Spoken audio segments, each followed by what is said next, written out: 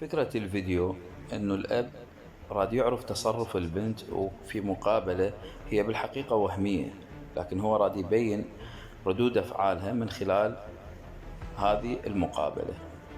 اللي راح يصير انه احنا راح نحلل لغة الجسد للبنت والاب من خلال هذا الادعاء.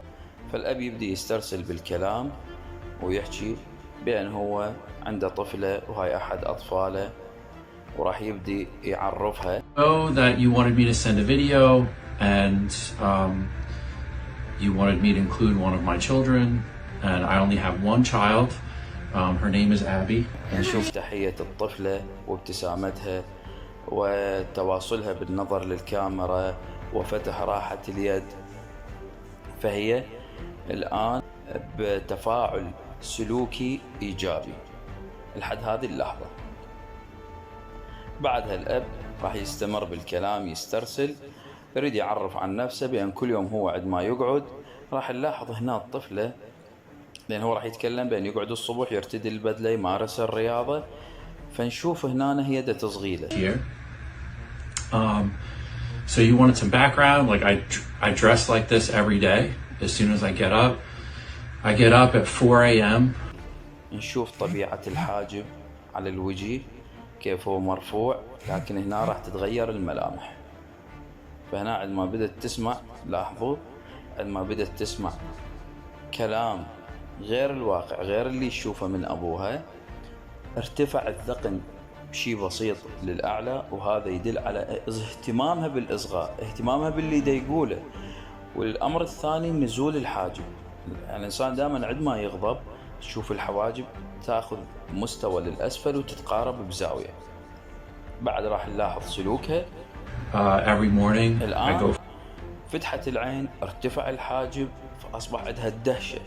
يعني هنا الأب يتكلم إنه من غير استيقاظ الصبح الساعة 4 هو يمارس الرياضة، فأصبح عندها دهشة من هذا الكلام. لكن هنا انتبهت هي، شوف في كيف انتبهت الكاميرا، أدركت بأن أكو تصوير، كيف غلقت الفم بقوة وكأنما تمنع نفسها عن أن تقول الكلام اللي هي المفروض تقوله بهاي اللحظة. الأب دائما يقطع تواصل النظر مع الجمهور مع الكاميرا، لأن هو غير حقيقي ودا يختلق القصة. إضافة لهذا النقطة مهمة بلغة الجسد، الإنسان عندما يكذب نشوف نسميه الجسد المتخشب، جسده غير متحرك، فشوف الأب في حالة ثبوت. أما البنت فنشوف هنا حركاتها وتفاعلاتها الجسدية واضحة. فهنا بعد ما يتكلم إنه يركض 12 ميل، فالبنت راح تركه وتروح، وراح نشوف ردة الفعل هذه. And I run for about 12 miles, and then I come back. I make sure the house is all clean and tidy. I do all the dishes, and I wash. لاحظوا هنا الغضب واضح جدا، نلاحظ الحواجب، العين كيف تضيقت، الإشارة باليد، فتطلب منه التوقف. بهاي اللحظة هو الأب أصلا قاطع التواصل بالنظر مع الكاميرا، لأنه يفكر يكمل ويسترسل بالكلام.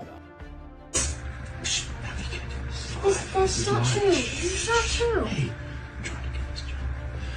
So I do all the dishes. I make sure the dogs are bathed, and فيطلب منها التهدئة والجلوس مرة ثانية. فراح نشوف هاي الجلسة تختلف عن الجلسة الأولى. لاحظوا هنا أولا الاشمئزاز، هاي المنطقة الأنف، هاي هنا تدل على الاشمئزاز، تضيق العينين، تقطيب الحاجبين، والانغلاق بالأيدي على جسدها. That way when my wife gets up, like everything is done, so I'm very diligent in that. هي راح تقوم وتغادره مثل ما لاحظتوا كيف غادرته. وهذا أهمية تحليلنا للغة الجسد في هذا المقطع اليوم. No, Abby. That's not true. Abby, please. Just for a minute, please.